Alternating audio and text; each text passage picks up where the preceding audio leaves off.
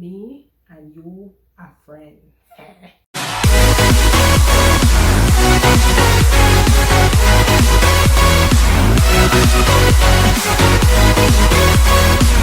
Hi, hello, Wagwan, and welcome to Monique's Reality, where I aim to encourage and inspire. To all my subscribers, I want to thank you so much for taking the time to hit that subscribe button. I really appreciate it. And if you're watching this video and have not subscribed to my channel, please hit that subscribe button and also hit the post notification so that you can be notified when I upload my videos. And if you have any questions, leave me a comment. I'll try my best to answer. And please follow me on Instagram at Monique_reality. Okay, so on today's video, I will be talking about a common issue that a lot of people with disability, physical or otherwise, have. So let's get into the video. Okay guys, so as I said, I will be talking about a common issue that people with disability has or, face. So for me, I can only, talk personally, and I'm going to be talking about employment or finding employment. So I came to Canada when I was 21, a few years ago. So I basically came to Canada as an adult. I finished school back in Jamaica, high school, and to pass time, because I knew I was going to leave Jamaica, I went to Hartrust NTA where I did some computer course. So when I came to Canada, my plan was to go to school and work.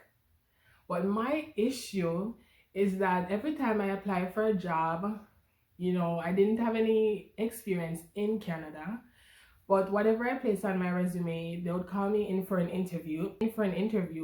But the excuse is that, we can't hire you because the job is physically demanding. I do understand that, but being a person with a physical disability, I feel that they should have made some accommodations, because my sister, she came here maybe a few months after me, and she found a job maybe 2 months later. She was going to school and was working. While for me, I had to go to school. I was going to school, and I had to do volunteer.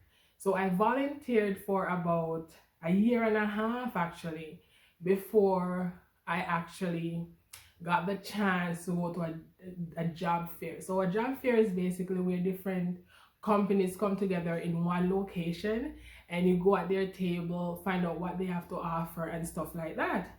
So that's what I did, because the volunteering position that I was doing was mostly clerical, because based on what they said when I came here, certain jobs are physically demanding, so you have to get something that you're sitting down, right? So what I did now, I went to the job fair. There are a bunch of different companies, and when I go to the table, the excuse is that, yes, we are hiring, but the job, you have to stand for a period of time and whatever. I understand that.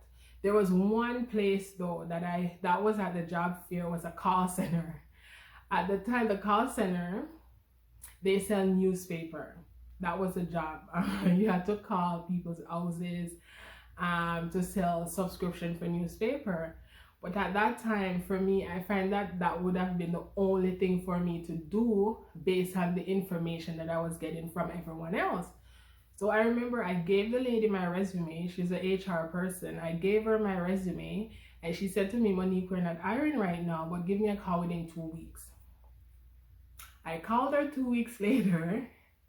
She said, "You know what, we're not hiring, but I'll call you in 2 weeks. Call me in 2 weeks again." So me, I am a very persistent person. If you tell me to call back, I'm going to call back. If you tell me 2 weeks, I'm checking my calendar and I'm calling back in 2 weeks. And that's what I did.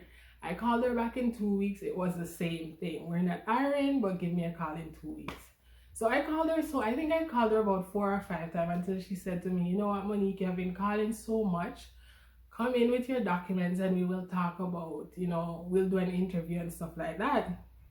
So after I went in and I sat down in front of her, and she said to me, "You know what, Monique, we're not hiring, but because of your persistence, because you're always calling me on time, I tell you to call back, you're calling back and you call me, I am going to hire you." To tell you the truth, it actually wasn't an interview. We actually just sat there and talked about, my experience in Jamaica and stuff like that.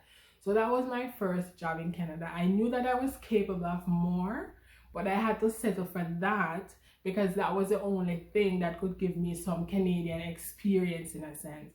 So that was a job that I did while I went to adult school to get my diploma, high school diploma, and then went to college.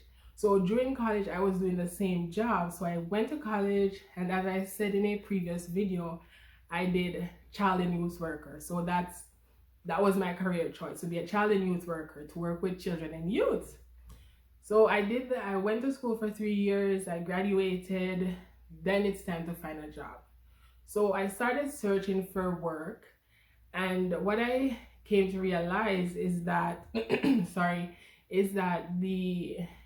the demand for that job is physical, because you can work in a classroom, it has to be physical. If you work in a group home, it has to be physical. I remember when I was in college, I had to do placement, and I worked in a resource center. In a resource center, there are youths that come in that need support, and I had to cook, I had to help them with jobs, I had to do so many different things. And it was stressful on me physically. So after I finished school, I had to rethink my whole career choice, because yes, I went to school for it. Yes, I love to do it. But because of the work experience after finishing school, yes, I tried to find a job in the field. I couldn't find any because the jobs that I applied for, they were physically demanding. So I had to rethink my position, right? So what I did, I stopped looking for a job in the field. I started applying for different jobs, and I finally found a job in a bank, right? So the bank job, I sit down and I talk to people daily. It's a really good job. So that is what I'm doing right now. So I'm just telling you my story because I know that there are people out there who are struggling. If you have a physical disability, if you have a learning disability, if you have any type of disability, at times people look at you, look at your disability instead of looking at you. So I just want to say to you, if you have a disability, don't give up. Just be persistent and know what you want, and just try to look for what you want. No one can tell you, oh, you can't do this, you can't do that.